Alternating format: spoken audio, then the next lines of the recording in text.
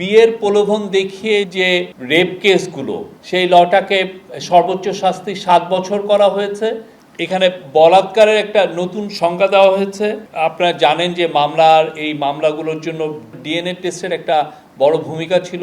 Cabinet আজকে approve করেছে, নারী ও শিশু নির্যাতন আইনে এর সংশোধনী পাশ হয়েছে। আপনারা জানেন যে এটা নিয়ে আমাদের ল অ্যাডভাইজার গত সপ্তাহে এটার উপরে বিস্তারিত বলেছেন। আমি আর নতুন করে বলবো না, তবে যেটা আজকে অ্যাড করার মতো যে ইন দ্য মিন টাইম আমরা এই যে গত কয়েকদিন আগে যখন ল অ্যাডভাইজার আপনাদেরকে ব্রিফ করলেন এবং তারপরে তখন তো নীতিগত সিদ্ধান্ত হয়েছিল।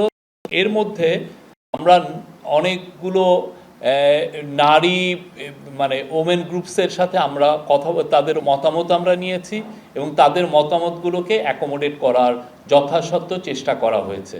তো তার আলোকে আজকে প্রায় ঘণ্টাখানেক এই লটা নিয়ে ডিবেট হয়েছিল, হওয়ার পরে এই অ্যামেন্ডমেন্টটা এটা পাস হয়েছে। তো এটার মূল যেগুলো ছিল সেটা হচ্ছে যে মাঠের অলরাউন্ডার আমি আর ঘরের allrounder Tylox. Tylox toilet cleaner, clean মানেই টাইলক্স। এখানে বলাৎকারের একটা নতুন সংজ্ঞা দেওয়া হয়েছে এবং আপনারা জানেন যে এই মামলাগুলোর জন্য ডিএনএ টেস্টের একটা বড় ভূমিকা ছিল।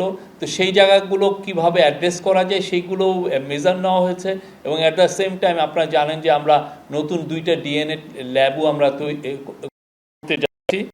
আর আরেকটা বিষয় হচ্ছে যে বিয়ের প্রলোভন দেখিয়ে যে রেপ কেসগুলো সেই জায়গাটাও নতুন করে অনেকগুলো মেজার নেওয়া হয়েছে এবং সেক্ষেত্রে এইটাকে আগের ল থেকে একটু নতুন একটা সেকশন নিয়ে এসে সেই লটাকে সর্বোচ্চ শাস্তি 7 বছর করা হয়েছে এবং সেইটার ক্ষেত্রে আরও সেফগার্ড নেওয়া যায়, যে সমস্ত সেফগার্ড মেজার এই লর ক্ষেত্রে নেওয়া দরকার সেগুলোর ব্যবস্থাও করা হয়েছে।